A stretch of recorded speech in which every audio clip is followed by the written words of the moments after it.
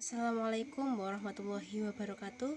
Kami dari kelompok 25 yang terdiri dari Mega Pajarwati, saya sendiri, dan Mbak Rifa Ma'rifatul Mahmudah akan mempresentasikan makalah kami yang berjudul Kisah Teladan Keutamaan Sifat Rabi'ah Al-Adawiyah, Nusaybah radhiyallahu an, Ummu Salamah, dan konsep tasawuf Rabi'ah Al-Adawiyah. Untuk selanjutnya saya persilahkan ke pemateri untuk menjelaskan. Untuk yang pertama adalah kisah teladan Rabi'ah Al-Adawiyah. Rabi'ah lahir di dunia tanpa panggilan yang indah dan menawan. Cukup anak keempat yang dalam bahasa Arab disebut Rabi'ah. Ia tidak memiliki nama bagus bagaimana lazimnya anak yang lahir pada masanya. Namanya sekedar penyataan bahwa ia anak keempat dari keluarga Ismail Al-Adawi. Faridunuddin Attar Rabi'ah menulis bahwa ia dilahirkan di rumah di mana tidak ada sesuatu pun yang dapat dimakan dan yang dapat dijual. Malam gelap gulita karena minyak untuk penerangan juga telah habis. Dengan sikap dan kesalehannya itu, namanya sebagai orang suci dan pengkhotbah makin lama makin harum. Ia dihormati oleh orang-orang suhud semasanya dan sering dikunjungi untuk tukar-menukar pengalaman mengenai masalah kesufian.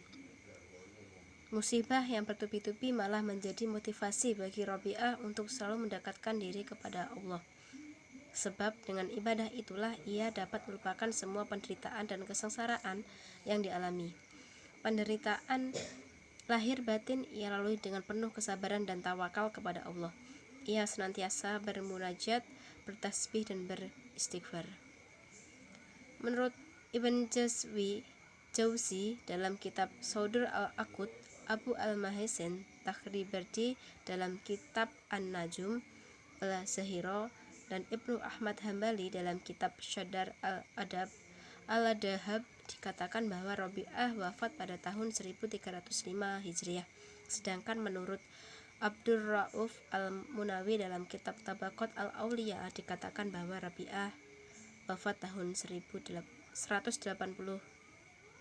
Hijriah. Selanjutnya kisah teladan Nusaybah binti Ka'ab. Nusaybah atau Ummu Umarah menikah dengan Zaid bin Asim dan dikaruniai dua orang anak, yaitu Abdullah dan Habib. Kisah teladan dari Nusaybah binti Ka'ab yaitu taat kepada Allah SWT dan Nabi Muhammad SAW. Beliau senantiasa mendampingi Rasulullah SAW dalam setiap perjuangan menyebarluaskan agama Islam dan berdakwah tanpa rasa takut atau ragu. Nusaybah rela mengorbankan jiwa dan raganya demi berdiri tegaknya agama Islam, bertanggung jawab sebagai istri dan ibu untuk anak-anaknya sekaligus ikut serta dalam perjuangan dakwah Rasulullah SAW. Senantiasa melakukan amalan-amalan mulia demi mendapatkan pahala dan kemuliaan surga dari Allah SWT.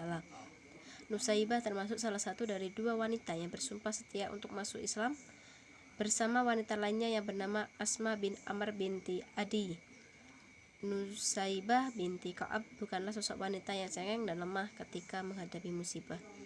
Walaupun dengan tubuh terluka, beliau tidak mengeluh dan tetap bertempur melawan musuh.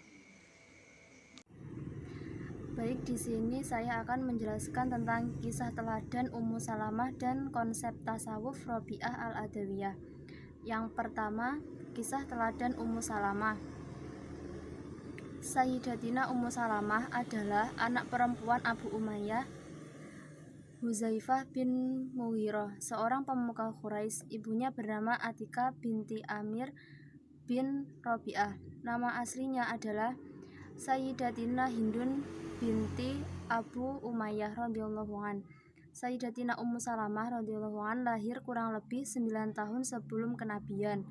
Sayyidatina Ummu Salamah adalah seorang wanita yang cerdas.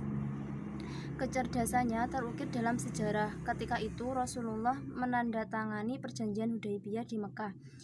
Isinya sangat merugikan kaum muslim. Para sahabat pun banyak yang keberatan. Namun ternyata Rasulullah memutuskan untuk menerima perjanjian tersebut. Sayyidatina Ummu Salamah meriwayatkan sekitar 13 hadis yang terdapat dalam Sahih Bukhari dan Sahih Muslim. Sayyidatina Ummu Salamah adalah seseorang yang terkenal dengan kecantikannya. Kemudian konsep tasawuf Rabi'ah al-Adawiyah. Ia diberi nama dengan Rabi'ah karena ia merupakan putri keempat dari 3 putri lainnya.